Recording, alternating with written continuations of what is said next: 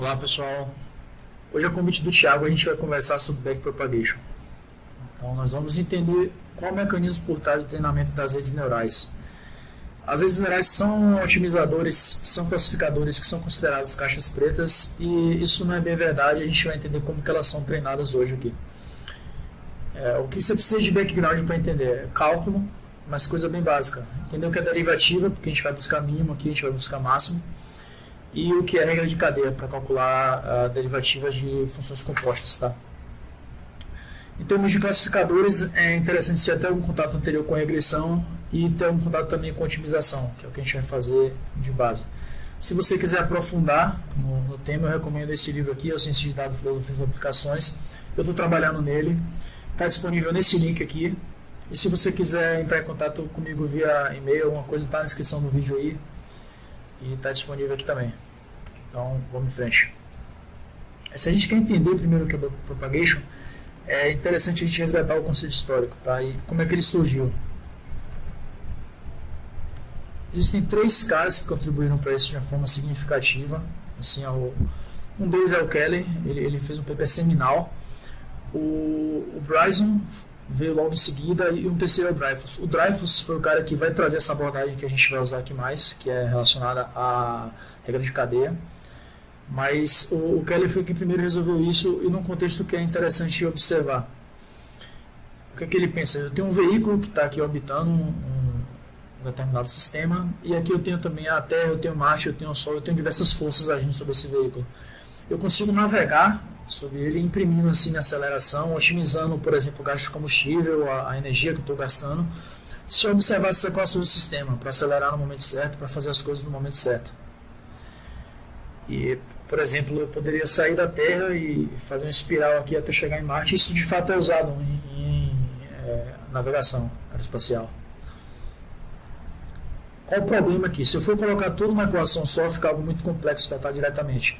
E o que ele fez foi dividir em várias equações sequenciadas e com isso eu consigo calcular as derivadas parciais de uma maneira independente e eu consigo chegar a uma solução mais elegante, uma solução que é mais fácil de calcular, de forma serial, de forma paralela, a gente consegue simplificar isso.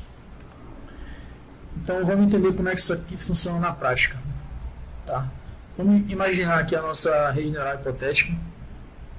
Ela tem todos esses nodos aqui, cada um deles corresponde a um neurônio. E os neurônios da primeira camada, eles passam coisas para os neurônios da segunda camada, que passam coisas para os neurônios da terceira camada, que passam coisas para os neurônios da última camada sucessivamente.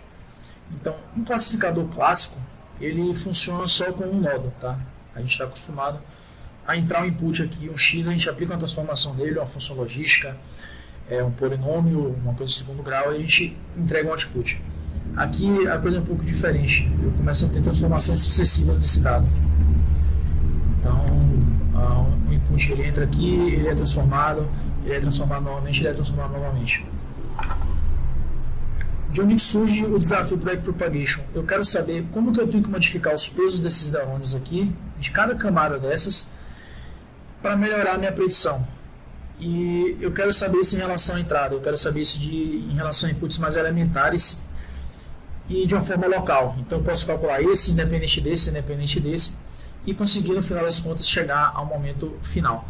Backpropagation vem da seguinte ideia: eu faço uma predição e depois, em relação ao que eu tenho como gabarito, eu vou ter um erro em relação ao que eu predisse e eu trago de volta o que seria aí uma medida desse erro. Eu falo, eu errei tanto para a camada 3, a camada 3 traz para a camada 2 e vice-versa. Assim a gente ajusta esses pesos. Tá? Como isso funciona na prática? Vamos supor que a gente está aplicando funções de maneira sequencial aqui. Então, algebricamente o que acontece? A camada 3 aplica a função h na camada 2, a camada 2 aplica a função g na camada 1, a camada 1 aplica a função f na entrada. O que eu quero aqui é uma derivativa do erro em relação à minha entrada. Ou seja, eu quero uma derivativa do erro, quanto que eu devo alterar meus pesos, na verdade é uma derivativa do erro em relação aos meus pesos e em função da minha entrada. E basicamente, se eu conseguir calcular isso, eu consigo fazer isso de uma maneira local, eu consigo processar isso de uma maneira muito eficiente.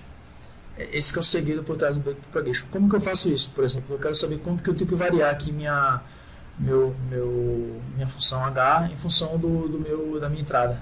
Eu consigo desmembrar ela e com isso eu consigo multiplicar uma camada pela outra, de forma que eu posso calcular cada uma dessas derivativas individualmente e depois só multiplicar elas para chegar ao dH sobre dx, que seria a derivativa da última camada em relação à entrada, com respeito à entrada. Tá? Então, como que eu defino isso? Eu posso definir minha norma aqui em relação a x como a norma euclidiana. Eu defino a minha predição menos o que seria o gabarito. E eu levo isso ao quadrado.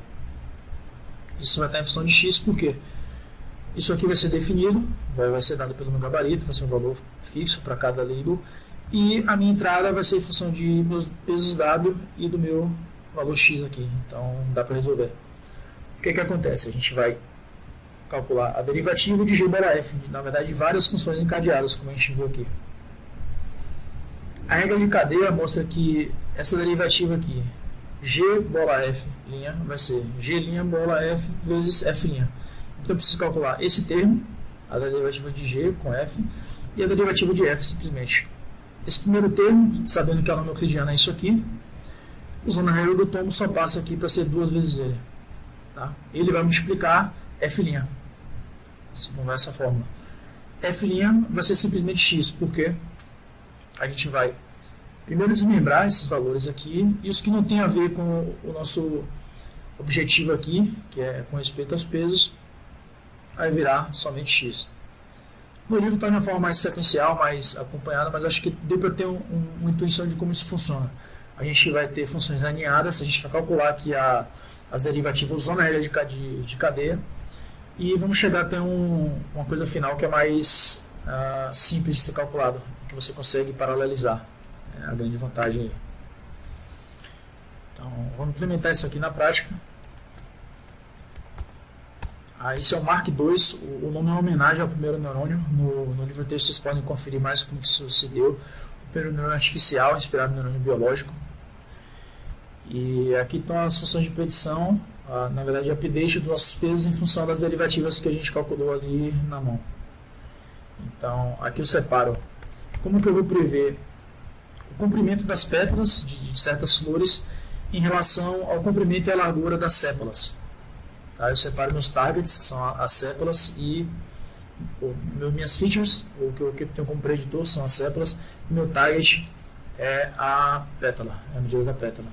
Eu aplico a minha rede neural, ela vai ser apresentada os dados várias vezes e os pesos vão ser atualizados. Sempre a gente calcula a derivada e atualiza o peso no sentido de minimizar o erro. Depois de um tempo ele estabiliza, ele começa em 1113 o erro.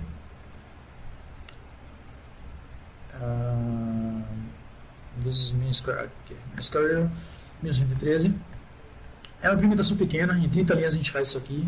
Também está disponível lá no livro texto, nos links aí de baixo.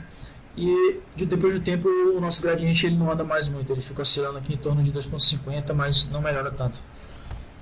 E a nossa correlação com o gabarito está 0,6, a correlação produto-momento de Pearson.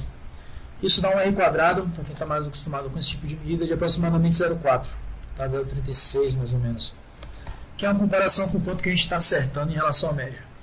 Então, se na média eu acertava uma quantia, eu estou acertando relativamente bem aqui usando nossa rede neural.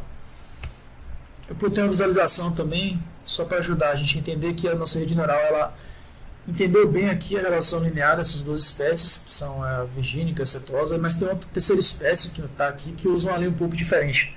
Ela tem um intercepto diferente, ela é um pouco mais inclinada, enfim. Talvez outra topologia de rede funcione melhor. Os neurônios conectados de outra maneira, um treinamento de outra maneira. E aqui meio que pronto a gente tem esse exemplo. Usando a libcarrot e as mesmas features, o mesmo target, eu estou usando o Perceptron Multilayer da mesma maneira, só que de uma forma mais automática ele testa várias topologias e usa esse processo de diferenciação automática, de calcular as derivativas recursivamente para trazer o melhor resultado para a gente. Então, enquanto antes eu tinha uma correlação de 0,6, que vai dar esse R quadrado aí aproximadamente 0,4, a fórmula seria 1 menos o R de nossas predições, os erros em relação aos erros da média. Isso aqui, o R quadrado. RPRED em relação ao erro de chutar somente a média. E ele sugere que tendo apenas aqui 3 neurônios ou 3 camadas internas, eu não lembro exatamente qual é a especificação aqui do pacote, você vai ter um R quadrado bem superior, 0,67, uma coisa que já é mais significativa.